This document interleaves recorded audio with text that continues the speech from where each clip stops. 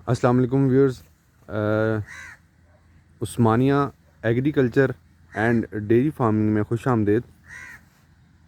आज की इस वीडियो में मैं आपको हमारे पास जो डेयरी फार्मिंग चल रही है उसका एक ब्रीफ इंट्रोडक्शन करवाऊंगा। तो stay with me and keep watching this video. तो व्यूअर्स, ये जो आप सामने देख रहे हैं ये डेयरी फार्म है साहिवाल गाय का, जिसका नाम है उस्मानिया डेयरी फार्म। और इसके साथ आप वो जो सफ़ेद रंग की बेल्स देख रहे हैं, ये मेरा छोटा सा बिज़नेस है उस्मानिया लाइव स्टॉक फीड साइलेज का। और उसी के साथ आप जो वो इमारत देख रहे हैं जिसके ऊपर सोलर प्लेट्स हैं, वो जो शेड है हमारा टनल वेंटिलेशन कंट्रोल शेड है होल्स्टीन फ्रीजियन काउज़ का, जिसमें हमने हॉलैंड से ब्रीड इंपोर्ट करके उसे वहाँ पे हम उससे डेयरी फार्मिंग कर रहे हैं। तो स्टे विद अस, बाकी चीज़ों का इंट्रोडक्शन मैं आपको साथ साथ करवाता हूँ। इसमें ये आप जो देख रहे हैं उस्मानिया डेयरी फार्म, जिसमें हमने साहिवाल गाय रखी हुई हैं इस वक्त, इसका मैं आप थोड़ा सा आपको बैकग्राउंड अपना बता दूँ कि मुझे डेयरी फार्मिंग करते हुए कोई 2011 में मैंने स्टार्ट किया था डेयरी फार्म। और उस वक्त कुछ इल्म नहीं था। एक्चुअली मैं बेसिकली टेक्सटाइल इंजीनियर हूँ, और जॉब और डिग्री मुकम्मल होने के बीच में जो वक्त मुझे मिला था उसमें मैंने अपने फार्म पे आ जाया करता था। तो मुझे जानवरों का काफ़ी शौक़ हो गया था। फिर मैंने 1 साल जॉब की, इंटरव्यूज़ दिए हुए थे, तो जॉब हो गई थी मेरी। तो उसके बाद मैंने जॉब छोड़ के क्विट करके मैं वापस यहीं पे आ गया, और मैंने तकरीबन आप समझ लें कि ज़ीरो लेवल से मैंने स्टार्ट किया था। मैंने क्रॉस ब्रीड पे काम किया और छोटी बच्चियाँ ली थी मंडी से। जो जानवर कराची चले जाते हैं उनके बच्चे वो मैंने लिए थे, और उनमें से मैंने 8 सालों में ब्रीड को इम्प्रूव कर करके, तो अल्हम्दुलिल्लाह ये बोर्ड का दरख्त आप देख रहे हैं, इस दरख्त के नीचे मैंने मिनिमम 25 लीटर वाले एनिमल, मेरे पास वो नस्ल बन चुकी थी, और मैक्सिमम 52 लीटर मिल्क प्रोडक्शन मैंने इस दरख्त के नीचे, जो आप सिस्टम देख रहे हैं, ठीक है, इसके नीचे ली थी। क्योंकि मैं जॉब क्विट करके आया था, फैमिली सपोर्ट नहीं करती थी। उन्होंने कहा कि 4 दिन का शौक़ है इस बच्चे का और ख़ुद ही जो है शौक़ ख़त्म हो जाएगा। लेकिन अल्लाह ताला ने जो है वो हिम्मत और हौसला दिया, और हर तरह की मदद जो है अल्लाह ताला की तरफ से हुई। तो मैं उसमें जो है ना आगे निकलता गया। फिर एक वक्त आया कि मुझे एहसास हुआ कि क्रॉस ब्रीड हमारा फ्यूचर नहीं है, या फ्रीजन जो है वो हमारा एक्चुअल में फ्यूचर नहीं है। क्योंकि मिडिल क्लास और लोअर क्लास, इनका फ्यूचर जो बना सकती है वो हमारी अपनी साहिवाल ब्रीड है। तो इस पे मज़ीद बाद में डिस्कस करेंगे। तो 1 साल पहले मैं अपनी क्रॉस ब्रीड सारी मैंने सेल की और साहिवाल के कुछ जानवर ले आया। तो उस पर मज़ीद डिटेल से बाद में बात करेंगे। अभी चलते हैं, मैं थोड़ी सी एक और चीज़ आपको दिखाना चाहता हूँ अपने फार्म पे। ये हमारा ट्यूबवेल लगा हुआ है जी। ट्यूबवेल के साथ मैंने ये छोटा सा सेप्टिक टैंक बना दिया। बायोगैस बना सकते हैं, लेकिन वो अगर अफोर्डेबिलिटी में नहीं हो तो ये सेप्टिक टैंक बना सकते हैं। मैं आपको बताता चाहूँ कि ये सारी चीज़ें, जनरेशन जो हुई है, सारा कुछ बना है, ये वक्त के साथ बना है। इसे हमें 8-10 साल लग गए, और उस पीरियड में आहिस्ता आहिस्ता बना है। कोई भी चीज़ एकदम नहीं बन जाती, उसके लिए सब्र और मुस्तकिल मिजाजी जो है वो बहुत ज़रूरी होती है। ये आप देख रहे हैं सेप्टिक टैंक, इसमें ये पहला खाना है, ये बड़ा रखा हुआ है। इसके नीचे से सुराख हैं, ये दीवार के नीचे से सुराख हैं, पानी नीचे से होके जाता है। और फिर आगे एक खाना है, इसमें से पानी ऊपर से होके जाता है। तो जो हम गोबर है वो पहले खाने में फेंक देते हैं, इसमें वो गलता सड़ता रहता है, उसकी गैसेस तो निकल जाती हैं, लेकिन वो यहाँ पे गलता सड़ता रहता है, और आगे हो के वो एक खाद की शक्ल बन के ज़मीन को जाके मिल जाता है। तो ये एक अच्छा तरीका है कि सालाना आपने जो मैन्योर स्प्रेडिंग करनी है, जिसे पंजाबी में रूढ़ी फेंकना कहते हैं, उसकी बजाय अगर आप डेली का अपना गोबर इसमें डाल दें तो वो आहिस्ता आहिस्ता निकल के आपके ज़मीन में चला जाता है। तो ये एक अच्छा तरीका है, उसका फ़ायदा भी है कि हमारे पास जो वर्म्स हैं, जो वर्मी कंपोस्ट बनाते हैं, उनकी तादाद ज़मीन में बहुत अच्छी हो गई है। तो चलें आगे चलते हैं। ये जी साहिवाल डेयरी फार्म, उस्मानिया साहिवाल डेयरी फार्म है। तो इसमें अभी तो हमारे पास ये सिस्टम है पुराने वाला, ठीक है जी, लेकिन इंशाल्लाह जल्दी मैं इसका नक्शा बना रहा हूँ खुद ही, और इसकी कंस्ट्रक्शन मैं बहुत सस्ती तरीन, मतलब साहिवाल काउज़ को मैंने रखना है, इनको इन्वायरमेंट अच्छा देना है, इनकी लेआउट अच्छा बनाना है ताकि इनकी फार्मिंग ईजी हो, लेकिन वो सस्ता तरीन होगा। इंशाल्लाह जब वो मुकम्मल होगा, बनेगा, तो मैं उसकी सारी डिटेल्स आपके साथ शेयर करूँगा। और एक middle class, even lower middle class भी वो शेड आराम से तामीर कर सकेगा। तो ये व्यूज़, जैसे पहली वीडियोज़ में भी आपने इन काउज़ को देखा हुआ है ये साहिवाल काउज़ हैं मेरे पास, वो साहिवाल बच्चे हैं जी। अच्छा, इनमें जो मेरा एक्सपीरियंस रहा है, 2 गाय मैं एक प्राइवेट फार्मर से लेके आया था जो RCCSC से रजिस्टर्ड था, लेकिन वो मुझे गाय थोड़ी सी ना जी, उसमें से एक गाय मुझे थोड़ी सी ठीक नहीं रही। जो सरकारी फार्म से ऑक्शन से मैं लाया था, तो उनका रिज़ल्ट जो है ना मुझे अच्छा आ रहा है। ये एक कलंदरी है माशाल्लाह, और ये हमें इस वक्त 14 लीटर दूध की प्रोडक्शन दे रही है, 14 लीटर पर डे का, ठीक है जी। और ये महताब है, इसके 2 थन बंद थे, यानी डेड थे, तो हमने उसमें एंटीबायोटिक, काफ़ी लोगों ने पिछली वीडियो में पूछा था कि कौन सी दवाई रखी, कौन सी दवाई। कोई भी एंटीबायोटिक अच्छी कंपनी की वो थन में चढ़ा देते हैं पार्चुरेशन होने से पहले, बच्चा देने से पहले 20-25 दिन पहले। तो उससे अल्हम्दुलिल्लाह वो दोनों थन चल पड़े हैं, दूध आना शुरू हो गया है, लेकिन अभी उनमें दूध की मिकदार कम है बाकी 2 थनों से। तो होपफुली कि नेक्स्ट टाइम तक वो इंशाल्लाह पूरे हो जाएंगे। और ये अल्हम्दुलिल्लाह 11 लीटर दूध इस वक्त दे रही है पर डे का। मैं आपको इसी तरह, ये हमारा पुराना सेटअप है, लेकिन इंशाल्लाह जल्दी मैं इसको जो है वो एक अच्छे लेआउट में कन्वर्ट करूँगा। ये सेटअप मैं आपको बताता चलूँ, इसमें यहाँ पे खुरली हुआ करती थी आज से कोई 12 साल पहले, ठीक है। सिंपल फीडिंग बेड होता था, 4 दीवारी नहीं होती थी, दादा बू के ज़माने का था। और ये जो हमारा ये बोर्ड है, ये तकरीबन 40-45 साल पुराना है। और ये शेड जो है हमारा, ये आप देख रहे हैं डार्ट वाला शेड, ये भी मेरे दादा बू के वक्त का है, तो उसी को मैं यूज़ कर रहा था इसमें, ठीक है। तो ये है जी हमारा वीनिंग पोर्शन भी, इसे हम इस्तेमाल करते हैं वीनिंग के लिए, यानी बच्चों का दूध छुड़वाने के लिए। और आजकल हमारे पास वो बच्चे नहीं हैं, तो हमने केजेस में ये बच्चे रखे हुए हैं। ये साहिवाल नस्ल की, ये पहले नंबर पे बानो वच्छी है, दूसरे नंबर पे तनवीर वच्छा है, तीसरे नंबर पे भी फ़ानी, वो भी वच्छा है। जो दूसरे नंबर वाला वच्छा है ना जी, वो नस्ल के हिसाब से बहुत अच्छा है, महताब का है, जो उधर से सरकारी फार्म से आई थी, और उसमें 423 नंबर सीमन रखा हुआ था। तो चलें जी, अब आगे मैं आपको बताता हूँ जी डिटेल में। इनका खुराक का ख़र्च बहुत कम है, 12 से 15 केजी साइलेज खाती हैं ये साहिवाल ब्रीड जो है। और दूध पे हम इनको 3 किलो पे 1 किलो बंडा वो डाल रहे हैं, तो उससे हमें मतलब बहुत कम ख़र्चे में ये हमारे साथ चल रही हैं। कोई इन्वायरमेंट का ख़र्च नहीं है, कोई मेंटेनेंस की, इनकी जो है बीमारियों का इतना टेंशन नहीं है इनकी, ठीक है जी। वैसे भी एनिमल इतना सेंसिटिव नहीं है, ठीक है जी। आप आराम से इसको रख सकते हैं। सिर्फ आपने क्या करना है, आपने लेआउट बनाना है इन्वायरमेंट का, ठीक है जी। तो जी मैं आपको बता रहा था कि इनका फ़ीड का एक्सपेंस कम है, इनकी मेडिकेशन का एक्सपेंस कम है, इनकी इंसेमिनेशन का एक्सपेंस बहुत कम है। तो एनवायरनमेंट को ये रेजिस्ट करते हैं, गर्मी हो या ठंड हो। ठंड में खुला जानवर जो है ना, फीड उसकी प्रॉपर हो, तो उसे यहाँ पे जितनी ठंड पड़ती है ना, वो उसे कोई प्रॉब्लम नहीं करती। ये हमारे पास मेल्स हैं, फ़िलहाल एक गाय इधर छोड़ी हुई है। ये जो मेल है, ये है 13 माह का है, और वो 42 मंथ्स का है, ठीक है जी। और ये एक गाय यहाँ पे ब्रीडिंग के लिए छोड़ी हुई है। तो इनके बारे में कोई और इन्फॉर्मेशन आपको चाहिए हो तो वो भी इंशाल्लाह आपको मैं दे सकूँगा इंशाल्लाह।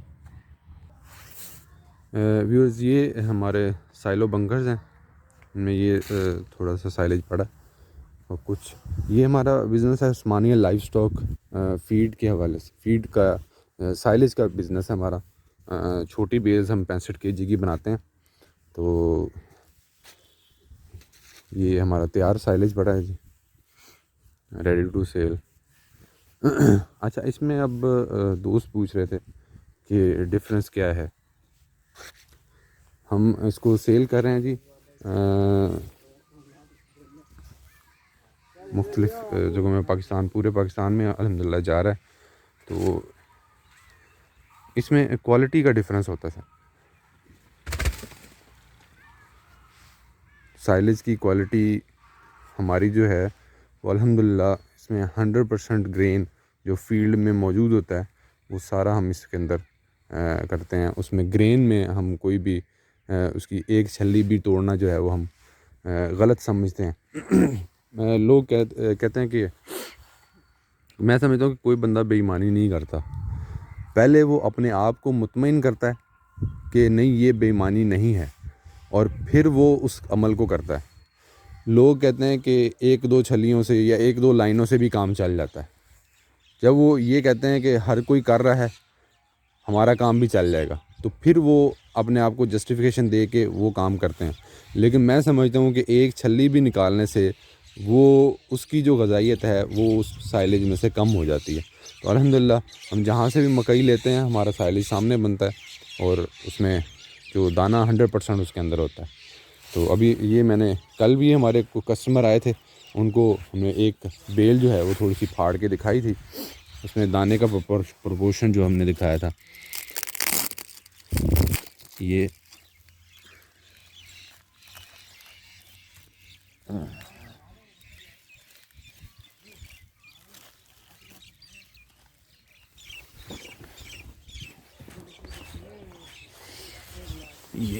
लगते हैं जी।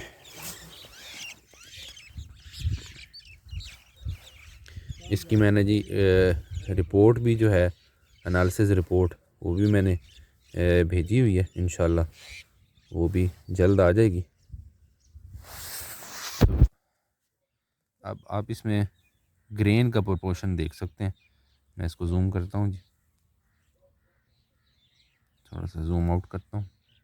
ये देखें, ये देखें, ये देखें। अब थोड़ा सा जूम आउट करता हूँ। ये देखें, ये देखें, ये देखें। अच्छा, ये एक तो ग्रेन है इसके अंदर, ठीक है, और दूसरा उसकी क्रशिंग आप देख सकते हैं कि कितनी बारीक है, ठीक है।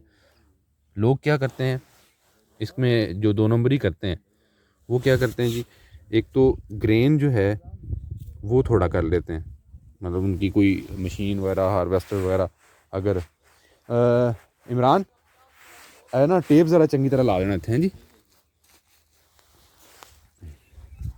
क्या करते हैं जी, ग्रेन निकाल लेते हैं। कुछ लोग ऐसा करते हैं कि पक्की मकई लेके उसका दाला करवा लेते हैं, बारीक करवा लेते हैं उसको, और मोटा, मतलब एक दाने को 2-3 टुकड़े कर लेते हैं, ठीक है। उसको पूरे 1 एकड़ की मकई के ऊपर 5 मन का छट्टा मरवा देते हैं। फिर जब वो अंदर लोगों को दाना नज़र आता है तो लोग सेटिस्फाई हो जाते हैं कि दाना है। लेकिन उसमें आप देखें कि 80-90 मन 100 मन मकई है, तो उसमें अगर वो 5 मन 10 मन का दाना आ जाता है, लोग तो सेटिस्फाई हो जाते हैं, लेकिन वो ग़ज़ाइयत नहीं रहती जो 80-100 मन दाने से होनी होती। तो ये डिफरेंस है जी हमारे क्वालिटी में। फिर आप इसको यूज़ करेंगे तो आपको इसका मज़ीद जो है वो पता चलेगा। फिर उनको वो साइलेज जो है ना जी, वो सिर्फ उनकी प्रोडक्शन कॉस्ट ही आती है, मतलब मशीनरी का ख़र्च ही आता है, ठीक है। वो तकरीबन उनको 2-2.5 रुपये 3 रुपये कॉस्ट आती है।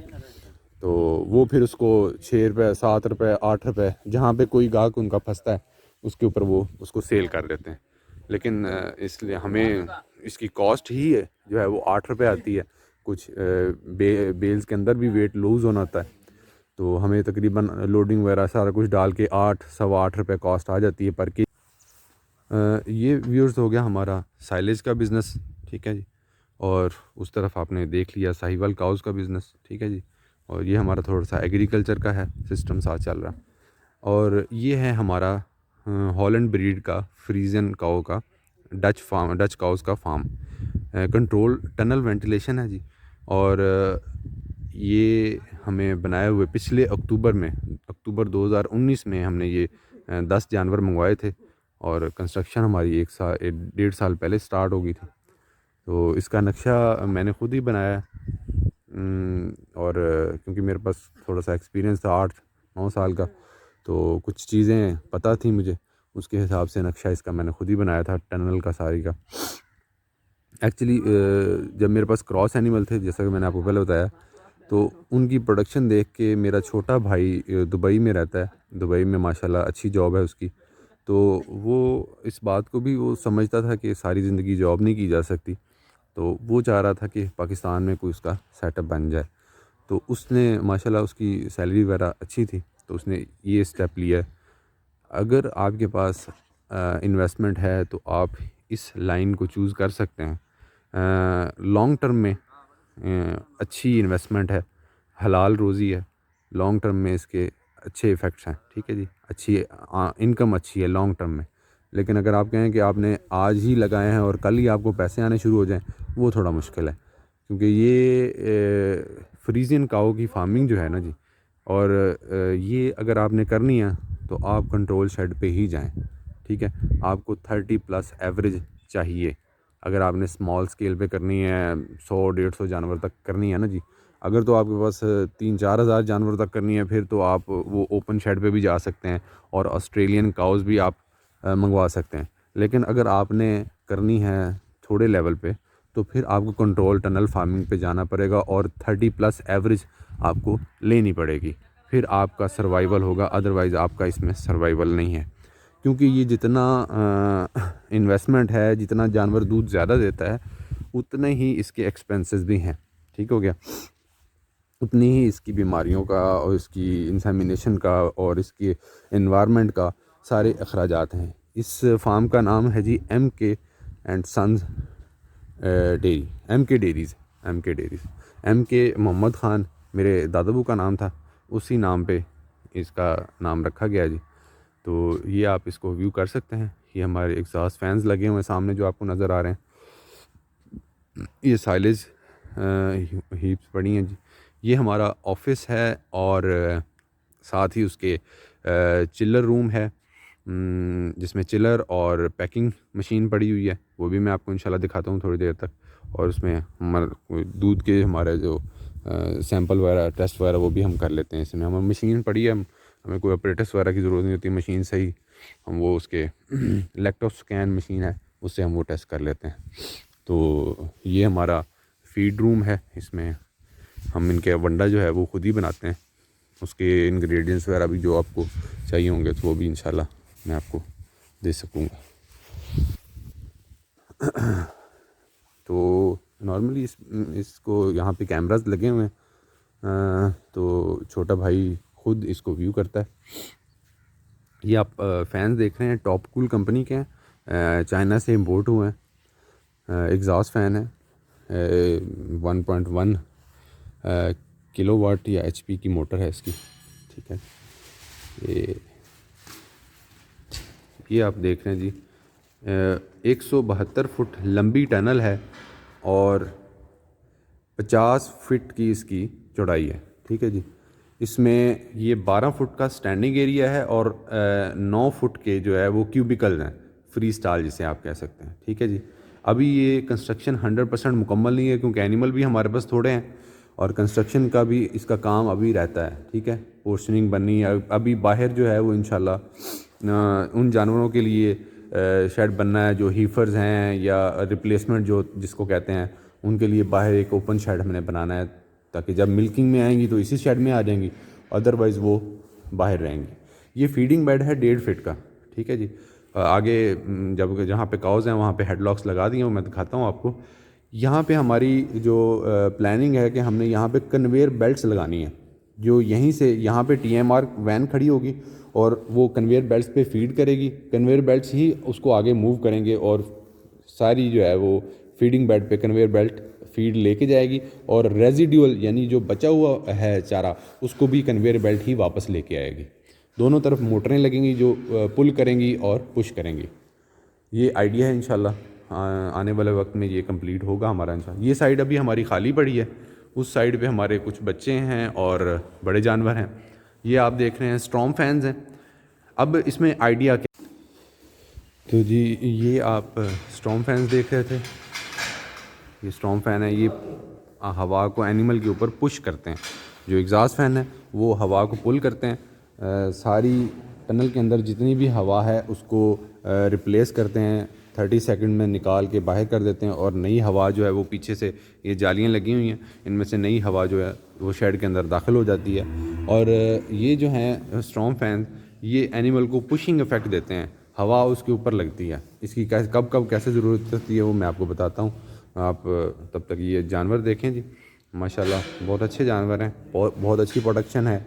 लेकिन फिर वही बात कि इनका फीडिंग का एक्सपेंस भी उतना है, इनका मेंटेनेंस का एक्सपेंस उतना ही ज़्यादा है, इनको रखने का, इनका इंफ्रास्ट्रक्चर का, इनकी मेडिकेशन का, इनकी इंसेमिनेशन का, वही एक्सपेंसेस जो हैं वो उतने ही ज़्यादा हैं। तो लेकिन अल्हम्दुलिल्लाह 30+ लीटर एवरेज दे रही हैं। ऐसा नहीं होता कि फार्म पे 100% एनिमल्स जो हैं वो, मैं क्यों कहता हूँ कि दूध जो है ना जी वो आपका रनिंग एक्सपेंस पूरा करता है। वो इस तरह करता है कि आपका फार्म कभी भी 100% मिल्किंग पे नहीं होता। और जितना परसेंट, मतलब अगर आपका वेल मैनेज फार्म है तो वो मैक्सिमम 60-70 तक चला जाएगा मिल्किंग पे। लेकिन नॉर्मली जो है ना वो फार्म चल रहे हैं 30% मिल्किंग पे चल रहे हैं, 70% जो है वो ड्राई हैं, प्रेग्नेंट हैं, रिप्लेसमेंट है, इस तरह का सिस्टम चल रहा है। तो वो जो 30-50% मिल्किंग एनिमल्स हैं ना, वो बाकी जानवरों का एक्सपेंस जो है, वो लोड जो है वो बर्दाश्त करते हैं। और बचत क्या होती है, जब लॉन्ग टर्म में आप सोचते हैं कि इंफ्रास्ट्रक्चर से जानवर बढ़ जाते हैं आपके, तो उस वक्त आप सेलिंग मूड पे आ जाते हैं। फिर आपके फार्म से तैयार जानवर निकलता है, बच्ची निकलती है, बच्चा निकलता है। वो जो जानवर आपने सेल करने हैं ना जी, वो आपका क्या होता है, वो आपकी बचत होती है, वो आपकी अर्निंग होती है। तो इसमें ज़ाहिर है ये जानवर कीमती है तो इनकी कीमत भी ज़्यादा होती है और इनकी अर्निंग भी उस हिसाब से ज़्यादा होती है। इनके आगे हमने ये मिस्ट लगाई हुई है, नोज़ल्स लगी हुई हैं, शायद आपको नज़र आ रही हूँ, मैं उसको जूम करता हूँ। ये स्टॉर्म फैन के आगे नोज़ल्स लगी हुई हैं। 15 जुलाई से पहले जब खुश्क गर्मी होती है, लो का मौसम होता है, उस वक्त हम ये फोग चलाते हैं, इसमें से फोग निकलती है, मिस्ट जो अंदर धुंध बनाती है और पंखे के साथ वो ट्रैवल करती है जानवरों के ऊपर। यानी अंदर जो बाहर से गर्म हवा दाखिल होती है उसे ये फोग ठंडा कर देती है।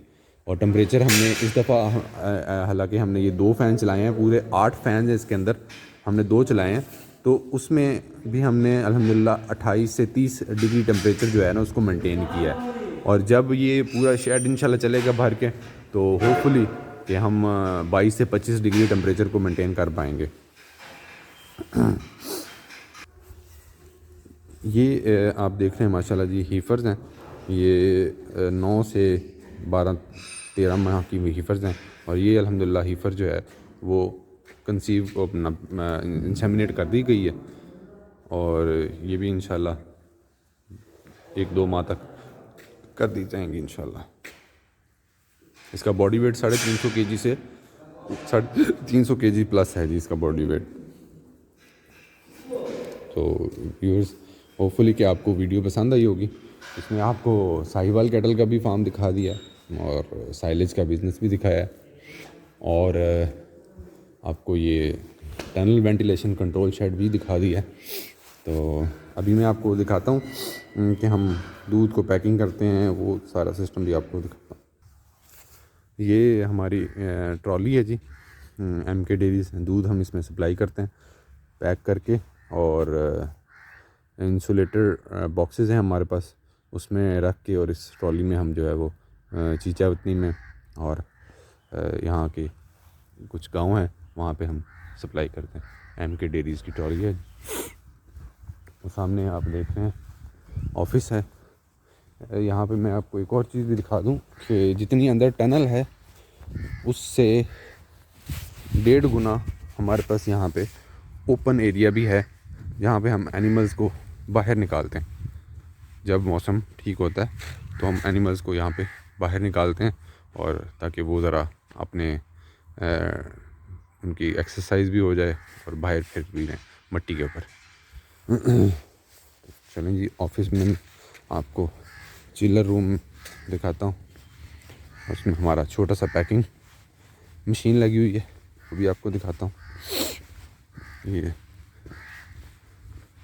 लैंडस्केप किया हुआ जी।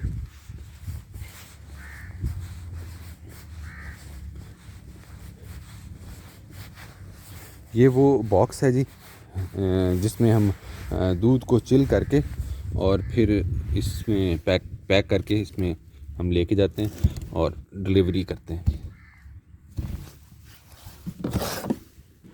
ये थर्मोपोल इसमें इंसुलेटर बॉक्स है जी।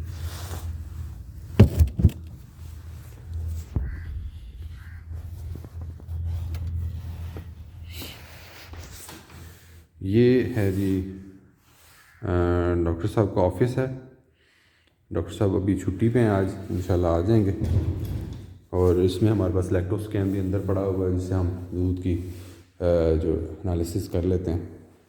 ये पैकिंग मशीन है जी, और ये चिल्लर है हमारा, इसमें दूध को ठंडा करके फिर इसको सारा जोड़ के यहाँ पे हम पैकिंग कर लेते हैं। उसके बाद हम उसको जो है वो पॉइंट्स पे डिस्पैच कर देते हैं। Thank you so much viewers. Hopefully कि आपको वीडियो पसंद आई होगी। आपके जो भी क्वेश्चंस हैं वो इंशाल्लाह आप पुट करें, मैं उसके आंसर्स देने की कोशिश करूँगा। Thank you so much. अल्लाह हाफिज़।